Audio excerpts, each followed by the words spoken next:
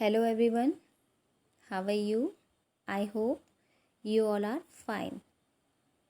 प्यारे बच्चों, आज की हिंदी की कक्षा में हम आपके लिए आपकी पाठ्य पुस्तक रिम झिम भाग 2 से पाठ 15 इक्की दुक्की पाठ प्रस्तुत कर रहे हैं। प्रस्तुत पाठ बहुत ही सुंदर, बहुत ही रोचकपूर्ण, बहुत आनंदमयी है।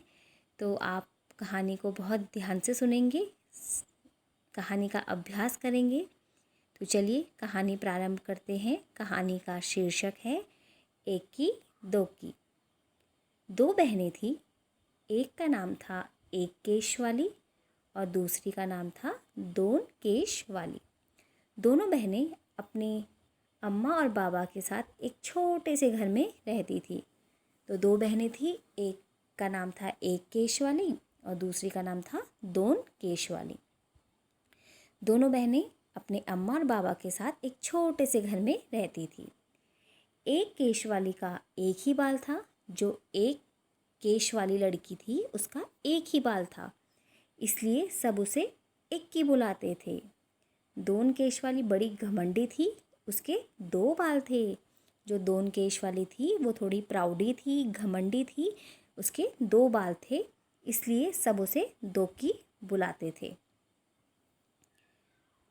अम्मा सोचती थी, जो उनकी अम्मा थी, जो उनकी माताजी थी, वो सोचती थी कि दोक्की के जैसे सुंदर कोई लड़की नहीं है, दुनिया में तो उसके बराबर कोई सुंदर है ही नहीं।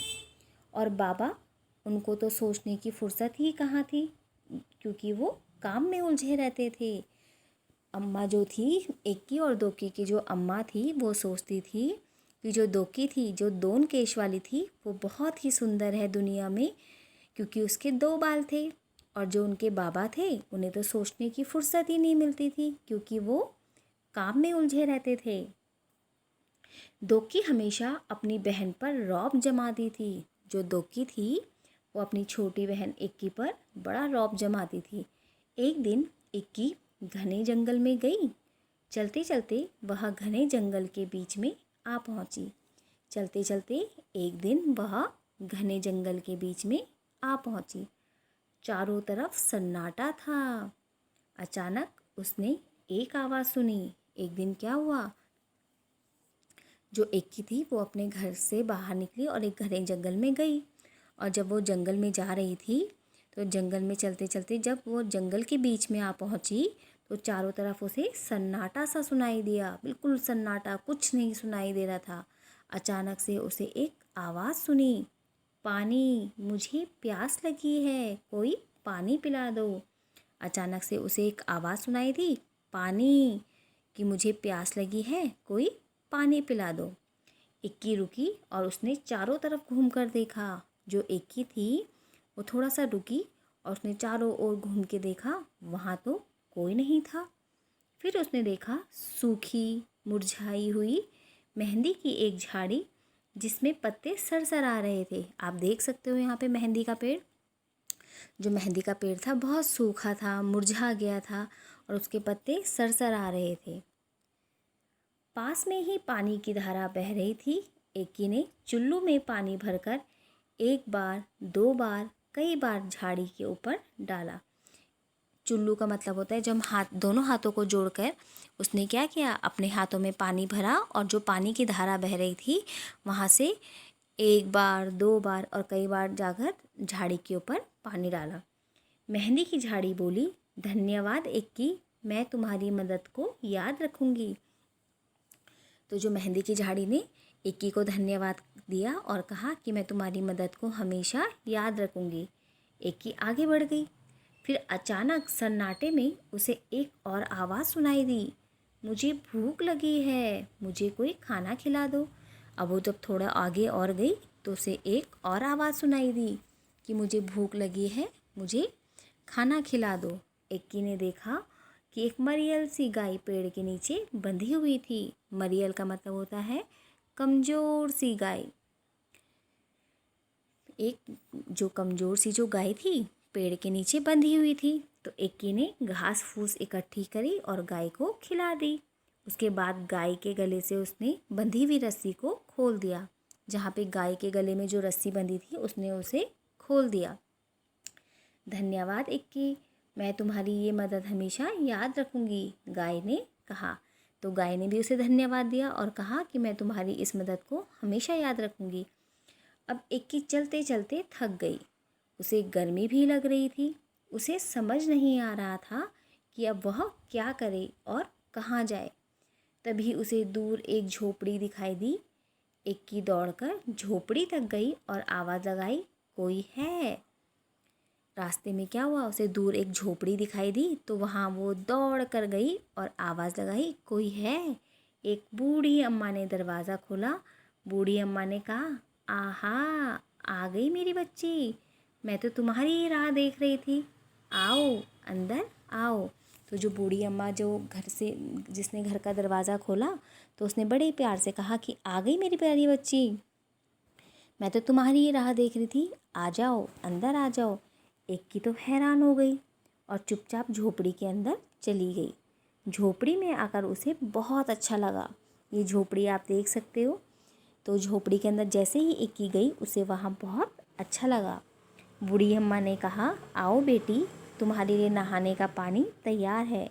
पहले अच्छी तरह से तेल लगाओ और उसके बाद नहा लो, फिर हम खाना खाएंगे।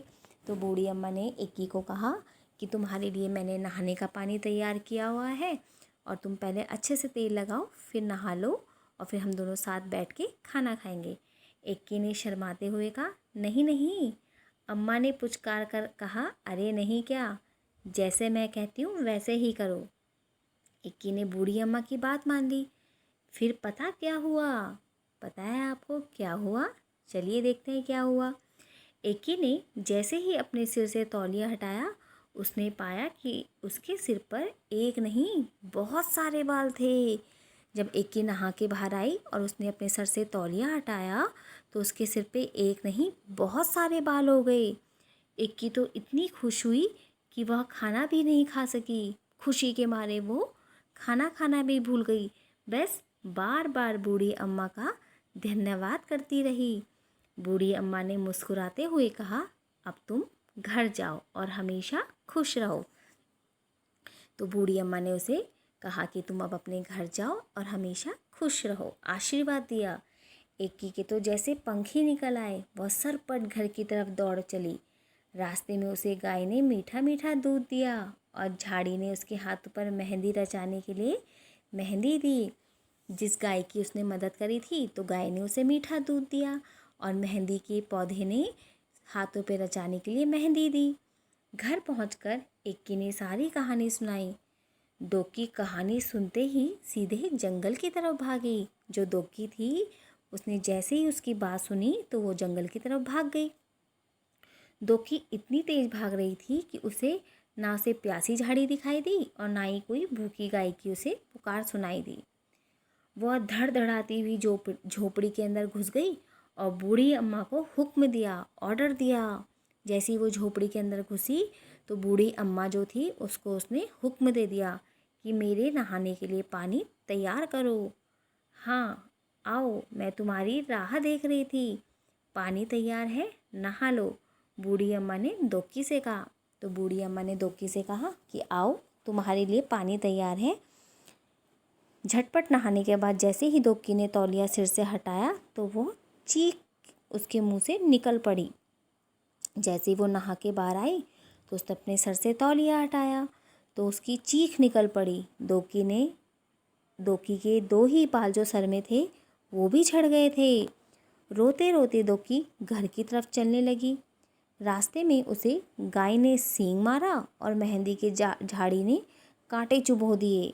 जब वो अपने घर जा रही थी तो रास्ते में वो जब चलते जा रही थी तो रास्ते में जो गाय थी, गाय ने भी उसको सींग मार दिए और जो मेहंदी की झाड़ी थी उसने कांटे चुभा दिए। मगर दोक्की अपना सबक सीख चुकी थी। इसके बाद इक्की और दोक्की अपने अम्मा बाबा के साथ खुशी खुशी रहने लगी। तो बहुत ही सुंदर कहानी थी। प्यारे बच्चों, आप भी इस कहानी का पठन करेंगे, अभ्यास करेंगे। धन्यवाद।